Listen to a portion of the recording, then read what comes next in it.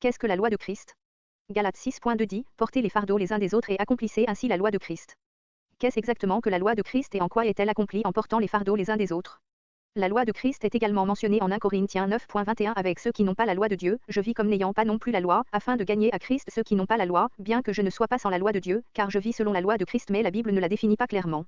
La plupart des exégètes pensent qu'il s'agit des plus grands commandements mentionnés par Christ en Marc 12.28-31, à un des spécialistes de la loi, qui les avait entendus discuter, vit que Jésus avait bien répondu aux Sadducéens.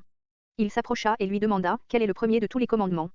Jésus répondit, voici le premier, écoute, Israël, le Seigneur, notre Dieu, est l'unique Seigneur et tu aimeras le Seigneur, ton Dieu, de tout ton cœur, de toute ton âme, de toute ta pensée et de toute ta force. Voici le deuxième, tu aimeras ton prochain comme toi-même. Il n'y a pas d'autre commandement plus grand que ceux-là. La loi de Christ, c'est d'aimer Dieu de tout notre être et d'aimer notre prochain comme nous-mêmes. En Marc 12.32-33, le scribe qui pose la question à Jésus répond, l'aimer de tout son cœur, de toute son intelligence, de toute son âme et de toute sa force, et aimer son prochain comme soi-même, c'est plus que tous les holocaustes et tous les sacrifices. Jésus et ce scribe s'accordent à dire que ces commandements sont au cœur de toute la loi de l'Ancien Testament, dont les ordonnances peuvent être classées en deux catégories, amour de Dieu et amour du prochain.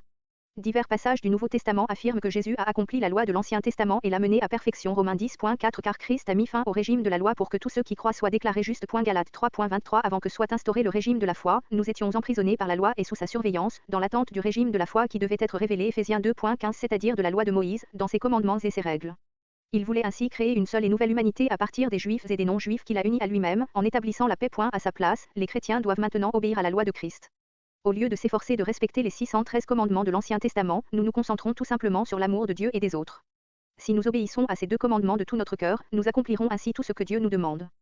Christ nous a libérés de l'esclavage des centaines de commandements de la loi de l'Ancien Testament et nous appelle maintenant à l'amour. 1 Jean 4.7-8 dit, Bien-aimés, aimons-nous les uns les autres, car l'amour vient de Dieu, et toute personne qui aime est née de Dieu et connaît Dieu. Celui qui n'aime pas n'a pas connu Dieu, car Dieu est amour.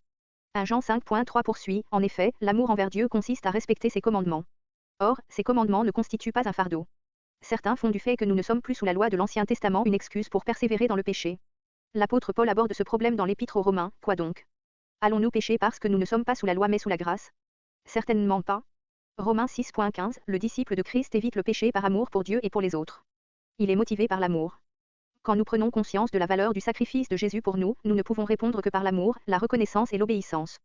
Quand nous comprenons le sacrifice de Jésus pour nous et pour d'autres, nous aspirons à suivre son exemple afin de manifester son amour aux autres.